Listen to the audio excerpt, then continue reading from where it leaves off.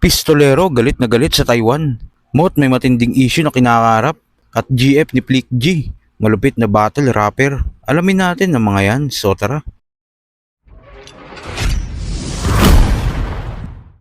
Muntik na nga hindi matuloy ang event ng Balagbagan Battles sa bansang Taiwan sa hindi malaman na dahilan.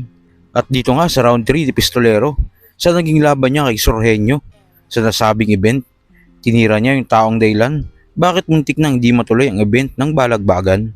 Masyado kang piling magaling. Puta, sino ka, si Ching? Ayan na ba yun nandito sa mga flip-top MC, sa mga kwento niyan? O ngayon may abalang nangyari at isa ka sa naapektuhan. Habang kami, walang limit, malayo pa napuntahan. Walang kwenta muna pwede, tola, nood ka muna dyan.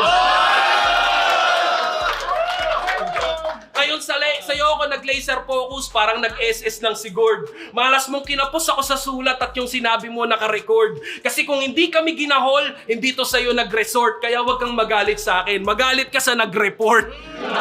Kasi pukin ang ina niyan. Alam mo yung feeling, nabibigyan ka ng laban, kaya naman maghahanda ka. Mapopospone, matutuloy ulit, kaso yung init na wala na. Kaya kung sino ka man pukin ang ina ka, alam kong tuwan-tuwa ka. Pero ang tanong dyan, dapat nga ba, kung yung mga taong walang progreso lang yung nagpupugay pag meron silang naaabala? Para to sa mga live sellers na gusto lang kumita kaya naman nagtitinda. Para sa mga OFW rappers na ginagamit ang sining sa paglabas ng iniinda.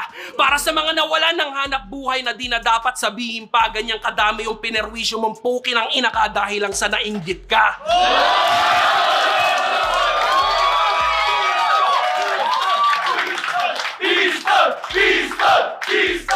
Alam niyo kung bakit ako galit? Kasi ultimo paghahanda namin na apektuhan dahil sa ginawa ng gagong to. Maraming adrenaline ang bumagsak at sulat na nagkagulo. Pero nanatili kaming mabangis. Saksi ang mga taong to. Yung tagumpay ng gabing to, kabiguan ng plano mo.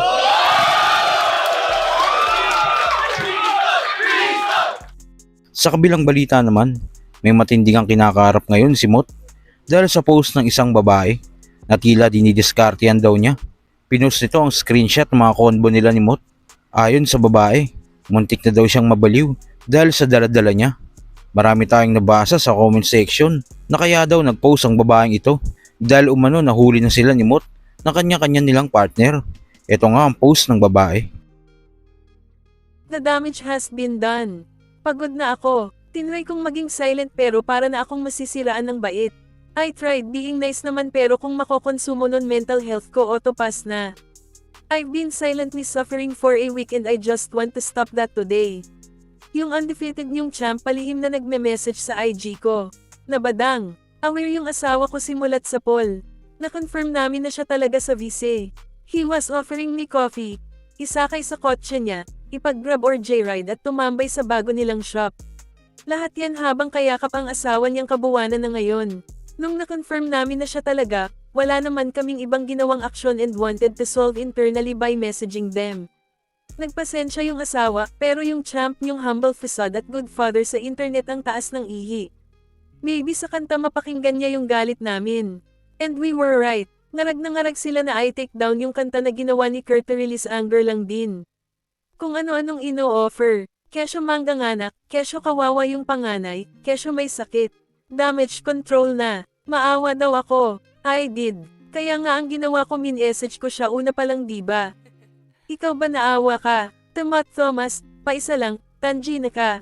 Ang dami mong inabala sa amin. Accountability lang hinihingi namin sa'yo. Sa bullshit mong galaw ilang tao yung apektado yung peace of mind. Wala kong pakialam sa'yo kung sa Baklaran, sa Quiapo o kahit sa Tugugero ka pa matulog dahil sa ginawa mo sa asawa mo.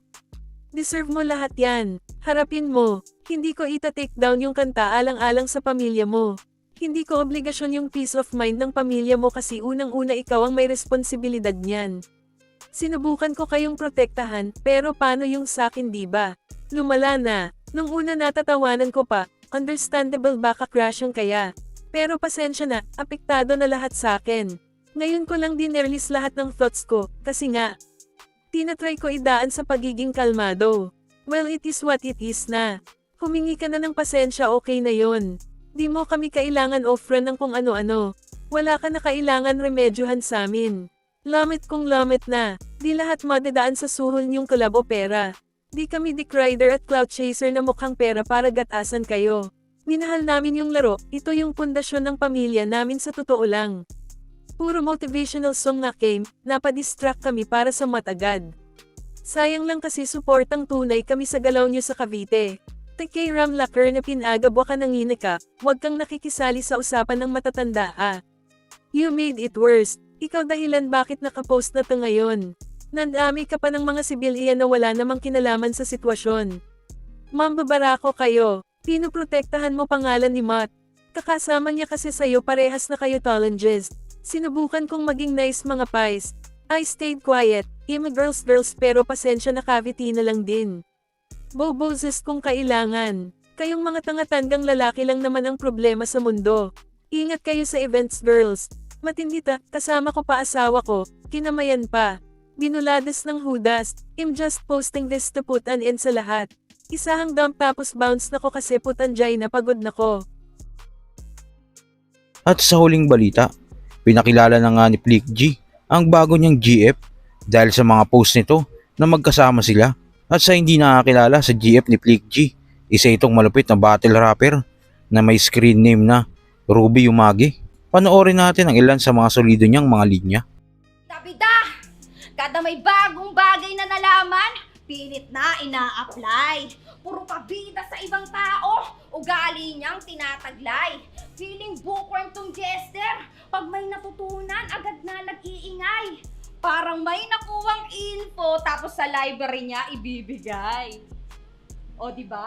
Walang nag-react. Okay lang. Di ko naman dine-deny. Library nga talagang walang mag-iingay. O judge, walang foul Pero supal aabuti neto sa akin, Kaisen, por favor. Kahit mag-basketball tayo sa kama, di ka makakascore. Tapos, manliligaw ka sa akin?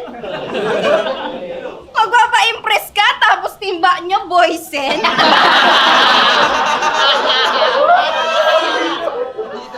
Sa chat, puro kwento, dami invento. Alam ba ni Forma na inuwi mo yung lalagyan ng semento?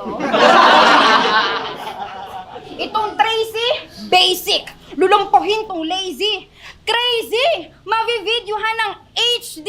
Itong injured parang AD. Oh. So okay ba mga kuis, tingin nyo? Pwede na kaya si Ruby Umagi sa flip top? At sa issue na kinakaharap ni Mot, naniniwala ba kayo dito? Kung ano man ang saloobin mo, comment pa lang sa baba na mapag-usapan natin yan. So yun lang, God bless.